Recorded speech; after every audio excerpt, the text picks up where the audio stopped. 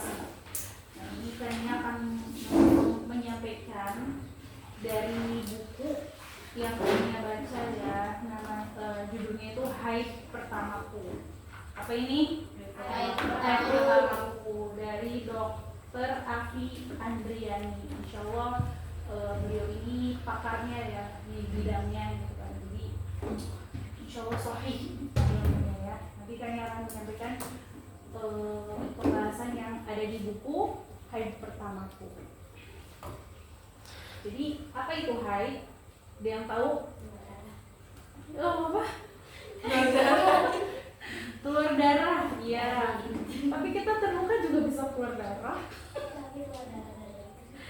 Iya, dari bagian intim kita lah ya, gitu. Atau bisa disebut vagina gitu kan. Mispi, ya. Iya, keluarnya darah. Yaitu keluarnya darah dari kemaluan yang menandakan seorang perempuan sudah memasuki usia balik atau pubertas gitu kan ya. Jadi nggak perlu panik ya kalau misalkan udah mulai di sini udah pada haid kan ya.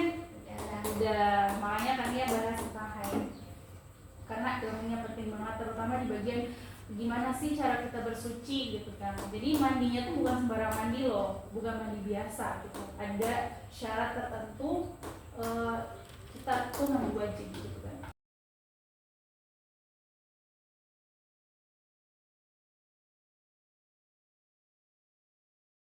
Ini juga dibilang kalau misalkan di buku ini tuh dibilang kalau misalkan keluarnya darah dari kemaluan itu bukan suatu penyakit ya. Semua udah pada tahu, udah pernah ngerasain semua gimana rasanya haid gitu kan. Nah, itu ada pengalaman apa sih pertama kali haid? Sakit perut. Pertama kali keluarnya darah tuh kayak kalau Kania ya punya pengalaman kayak gini tuh. Jadi kalian tuh punya pengalaman lumayan mengagetkan gitu di pas hari pertama haidnya gitu. Karena apa sih bisa dibilang tabu banget, tau nggak tabu? Kayak nggak pernah sebelumnya tuh kayak belum pernah mendengar gitu kan tentang haid itu sendiri gitu. Jadi kayak kalian tuh merasa takut waktu itu tuh. Jadi keluar darah waktu kan masih ngaji ya gitu, kayak kalian lah gitu kegiatan ngaji malam gini kan. Terus pas sorenya itu udah keluar darah sedikit gitu kan, tapi nggak tahu kalau misalkan itu tuh haid gitu kan, karena nggak ada yang pernah ngasih tahu juga gitu. Bukan yang nggak ada yang pernah sih, ada yang pernah ngasih tahu cuma nggak tahu tuh kayak gimana sih gitu kan awalnya gitu kan. Oh ternyata keluar darah gitu kan, jadi baru tahu pas mulai merasakan sendiri gitu kan haid gitu.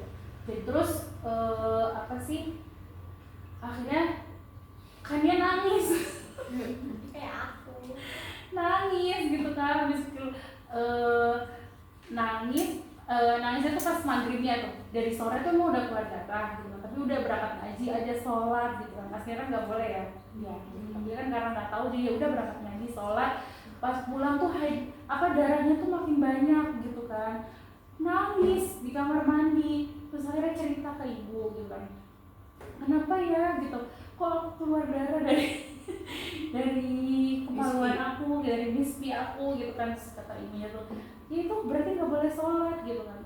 Dan itu juga gak dibilang kalau misalnya ternyata itu lagi haid gitu. Sampai akhirnya beberapa hari kemudian dikasih tahu pelan-pelan itu namanya haid gitu. Kalau haid itu nggak boleh sholat gitu kan. Salah satu hal yang dilarang itu sholat gitu kan.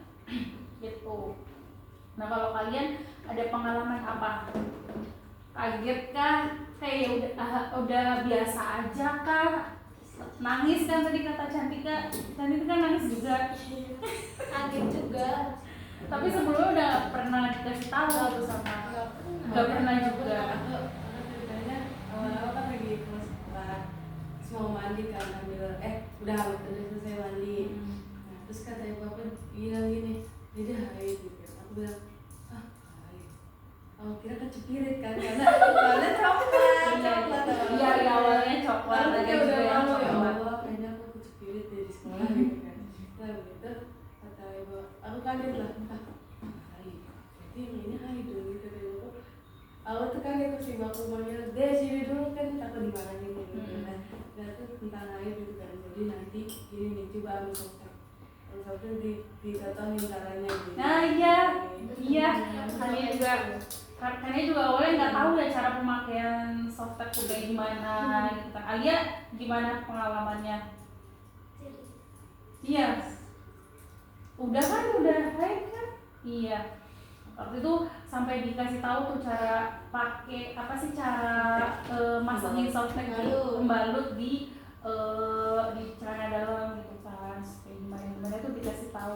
Masya Allah ya ternyata itu tuh harusnya tuh ilmunya tuh harusnya tuh dipelajari sebelum kita haid ya gitu, tapi ternyata qadarullah gitu kan kita tuh harus tahunya tuh pas setelah haid gitu. Bahkan mandi wajib gitu setelah haid aja tuh baru kita pahami maksudnya kayak sekarang ini ya gitu, oh ternyata harus tuh begini gitu kan. Dulu kan banyak mitos-mitos kayak gak boleh kamas gitu kan, terus apa lagi gak boleh gunting kuku gitu ketika haid, terus apa lagi gak boleh ya kan potong rambut kayak segala macam gitu tentang rambut gitu. Sisiran aja harus apa kalau misalkan rambutnya jatuh kita ambilin dikumpulin gitu kan, kayak ternyata susah banget ya gitu, sama kayak perempuan tuh ribet banget ya gitu, sampai ketika haid aja tuh harus kayak rambut dikumpulin segala macam, gak boleh gunting kuku gitu. Iya sampai akhirnya kita belajar terus sampai kayak oh itu tuh hal yang apa ya nggak ada dalilnya juga, kalau misalkan ada dalilnya juga itu tuh doif gitu kan. Itu kayak nggak ada syariatnya lah begitu tuh gitu. Nah sekarang kita mau bahas apa yang harus dilakukan ketika mendapatkan haid pertama. Nah yang pertama itu kita nggak perlu malu. Biasanya kan malu-malu nggak sih? Kan dia dulu malu-malu nggak mau ngasih tahu temen-temen lah kalau udah haid. Aku awal haid aku kan aku tahu kan kalau itu nggak boleh ini sholat. Nah karena aku malu gitu kan, jadi aku sholat itu.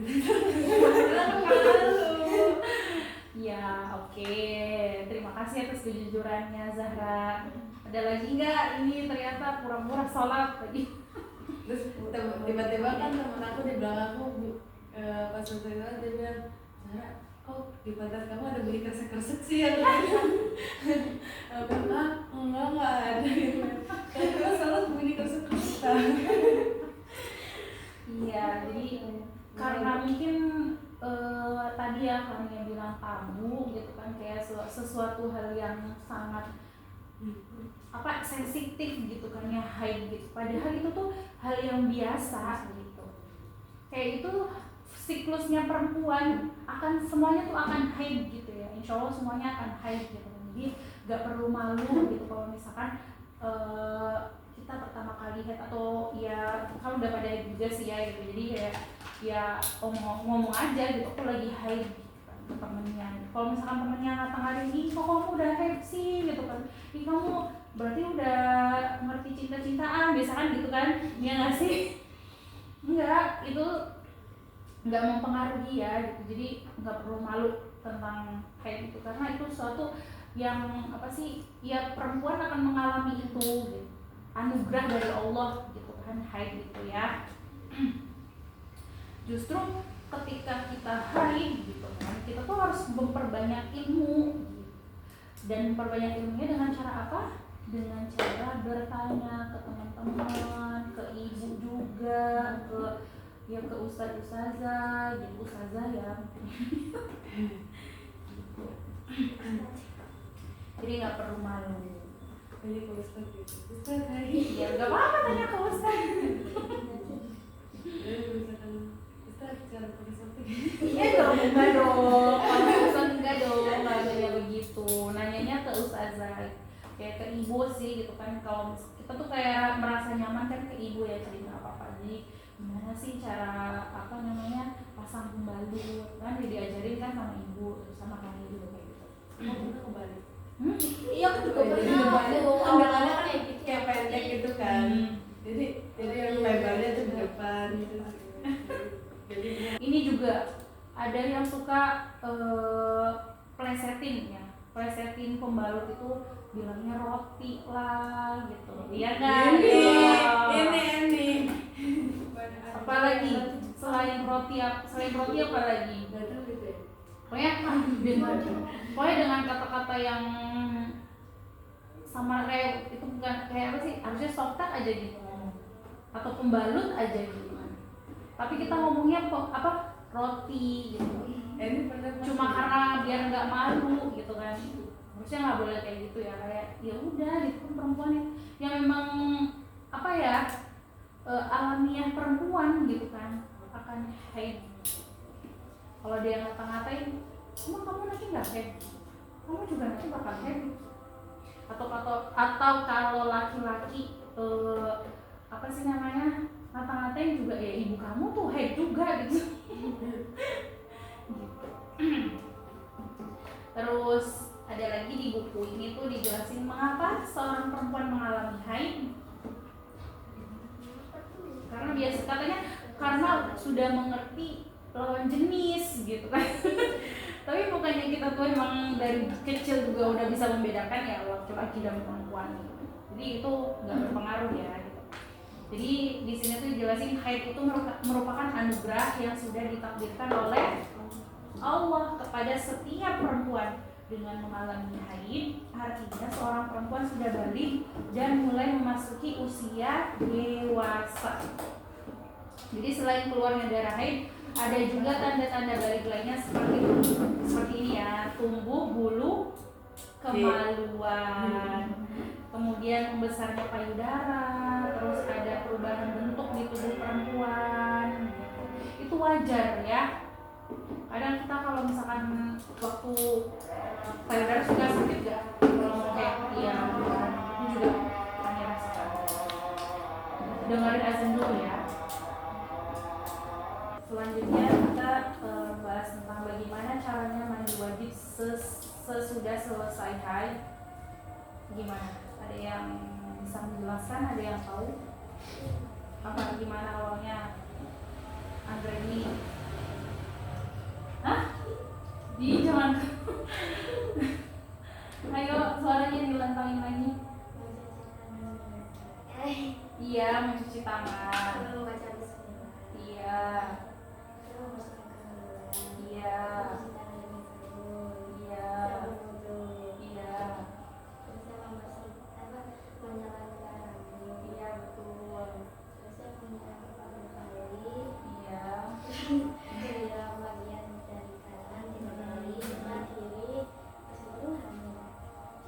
Betul, tadi udah yang dijelasin sama Angga ini ya. Insya Allah berarti udah betul Angga ini. Yang lainnya, ayo. Ada yang nggak yang sembarangan mandi aja? Kalian dengerin nggak? Aku catat ya. Yang bagian ini catat ya. Kalian catat ya. Nah, cara kita mandi wajib sesudah selesai haid gitu kan. Itu ada namanya apa ya? Step by step. Apa step by step? Cara, iya, tata caranya ada. Gak boleh sembarangan asal mandi seperti kita mandi biasa aja gitu kan, pagi sore enggak gitu kan.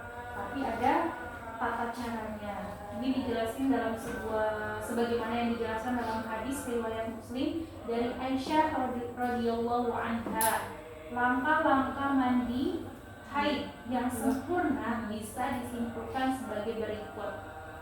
Yuk ditulis. Ya, yang pertama, berniat untuk mandi wajib. Berniat untuk mandi wajib.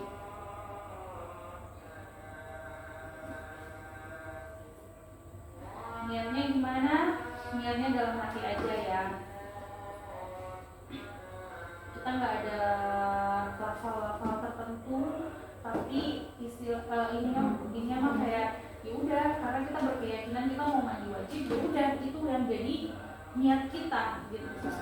Ada yang bilang ada apa sih namanya, ada lafal-lafal tertentu gitu kan, tapi kalau hanya tidak begitu. Ya Allah, aku pengen mandi wajib nih. Iya, oh ya udah kalau ya Allah aku mau mandi wajib udah gitu.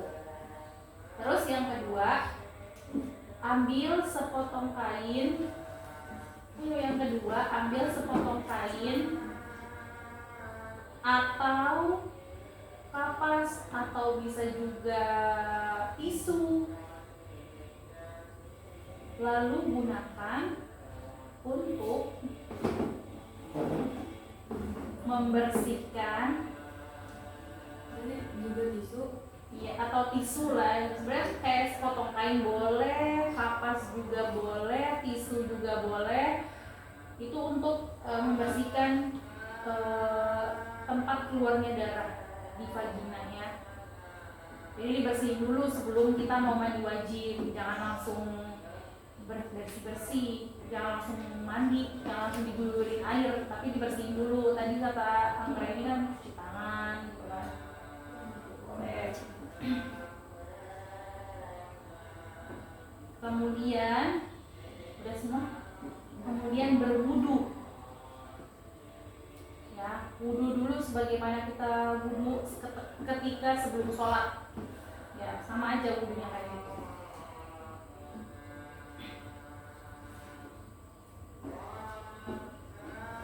Setelah wudu, udah tuh kita ambil air, tuangkan air ke atas kepala, bagian atas kepala kita, sambil menggosok-gosok kepala gini. Kayak apa sih namanya? Biar apa? Air itu mengalir ke kulit kepala kita.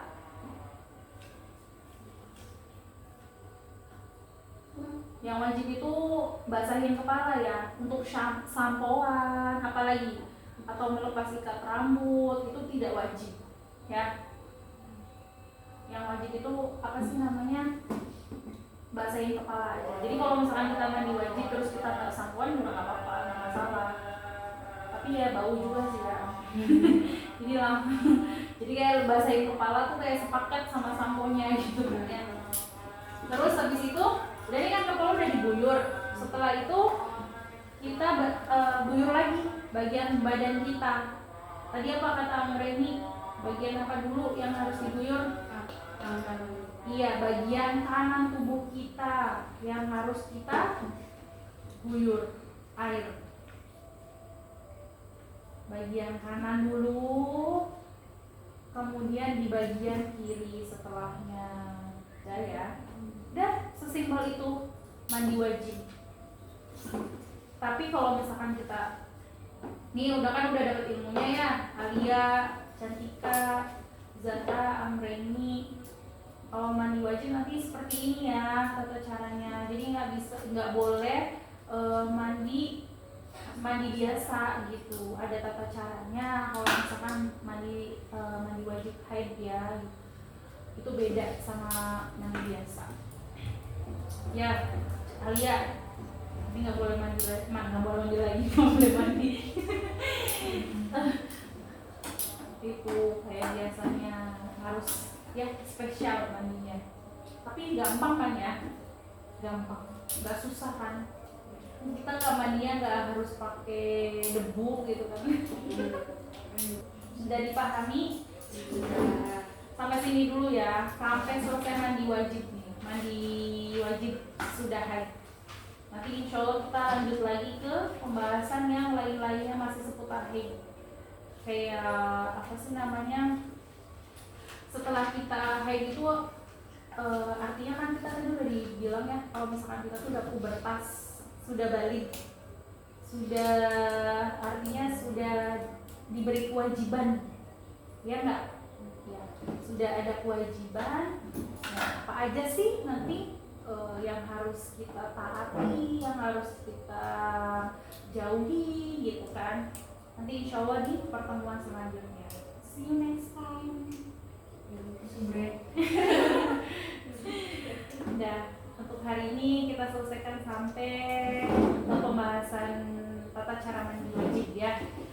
Kurang lebihnya Tania mohon maaf. Kita tutup dengan kafaratul majlis.